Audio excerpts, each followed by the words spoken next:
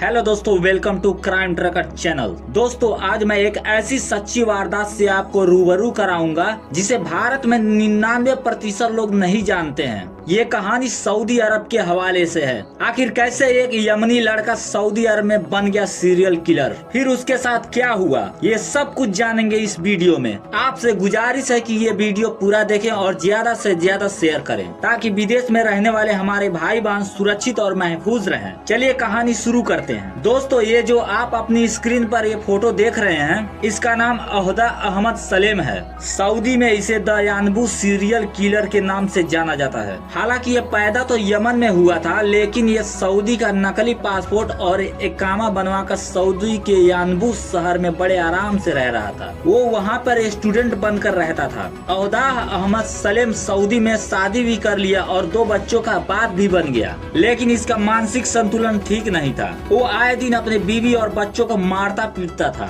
यहाँ तक तो ठीक था, लेकिन आगे इसने जो किया वो बेहद ही खौफनाक था। 8 सितंबर 2007 को रमजान के शुरुआती महीने में ही औहदा सलेम एक इंडोनेशियाई नौकरानी के साथ फोन पर घंटों बातचीत किया करता था। उस महिला का नाम हलीमा था। औहदा सलेम उसको अपने प्यार के जाल में फंसा के उसको मिलने के लिए बुलाया यानबू शहर के उत्तरी छोर पर। उसके बाद औहदा सलेम और इंडोनेशियाई नौकरानी हलीमा को अपने साथ कार में बैठाकर घर ले आया। औहदा सलेम ने उसके बाद हलीमा के साथ शारीरिक संबंध बनाया और उसको डंडे से मारा, फिर तकिए से उसका गला दबाकर मार दिया। फिर हलीमा के शव को अपने गाड़ी में डालकर ठिकाने लगाने चल दिया। औहदा सलेम ने अल नखिल एक्सप्रेसवे पर रेत के टीले के नीचे हलीमा को दफना दिया। उसके बाद वो अपने घर आ गया। ताज्जुब की बात है, सऊदी पुलिस को इसकी जानकारी तक नहीं हुई और न ही हलीमा को किसी ने ढूंढने की कोशिश की। दोस्तों, विदेश में आकर ऐसा ही होता है। वहाँ पुलिस प्रवासियों के गुमशुदा होने पर जल्दी कोई कार्रवाई नहीं करती। खैर, औहदा सलेम को लगभग 1.5 साल हो गया हलीमा का कत्ल किए हुए। पुलिस उसे नहीं पकड़ पाई। लगभग 1.5 साल बाद औहदा सलेम यानबू इंडस्ट्रियल एरिया में एक इंडोनेशियाई महिला को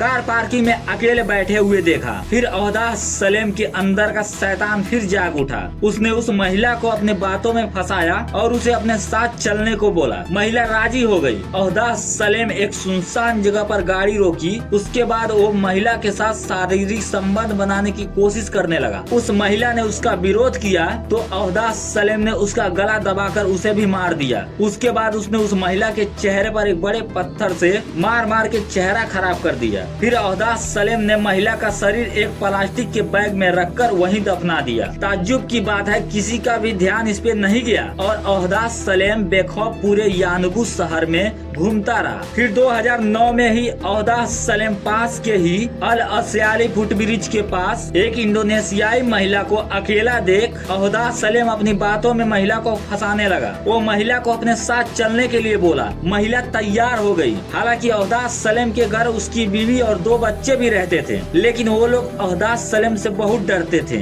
खैर, औहदा सलेम इंडोनेशियाई महिला को दूसरे कमरे में ले गया और उसके साथ शारीरिक संबंध बनाने की कोशिश करने लगा। उस महिला ने उसका विरोध किया। फिर महिला उसके कमरे से भागने लगी। औहदा सलेम महिला के पीछे चाकू लेकर दौड़ा। महिला लगभग सड़क पर पहुंचने वाली थी, तभी औहदा सलेम ने उस महिला को पीछे से 3 बार चाकुओं से मारकर घायल कर दिया। उसके बाद उसको घसीट के अपने घर में लेके आया और उसके शरीर पर पेट्रोल डालकर उसको जलाने की कोशिश की। फिर महिला के शव को पास में ही दफन कर दिया। औहदा सलेम फिर खुला घूम रहा था, लेकिन अब की बार कुछ लोगों ने इंडोनेशियाई महिलाओं की गुमशुदगी का रिपोर्ट थाने में लिखाया। तब सऊदी पुलिस के कान खड़े हो गए। वो अपने स्तर पर छानबीन कर रहे थे, लेकिन बिना सबूत के वो किसी को गिरफ्तार नहीं कर सकते थे। हालांकि एक दिन औहदा सलेम का लड़का सड़क पर भीख मांग रहा था, तभी पुलिस ने उसे पकड़ लिया। दोस्तों, मैं आपको बता दूं, सऊदी में भीख मांगना अपराध है। खैर, पुलिस वालों ने औहदा सलेम के लड़के से पूछा, तुम भीख क्यों मांग रहे हो? तुम्हारे पिता क्या करते हैं? लड़के ने अचानक बोला कि मैंने अपने पिता को एक महिला को चाकू मारते देखा। पुलिस वालों ने जब ये बात सुनी वह तुरंत अहदाज सलेम के ऊपर निगरानी रखने लगे और एक दिन पुलिस ने अहदाज सलेम के घर छापा मारा और उसके घर से नकली पासपोर्ट और फोन भी बरामद किया।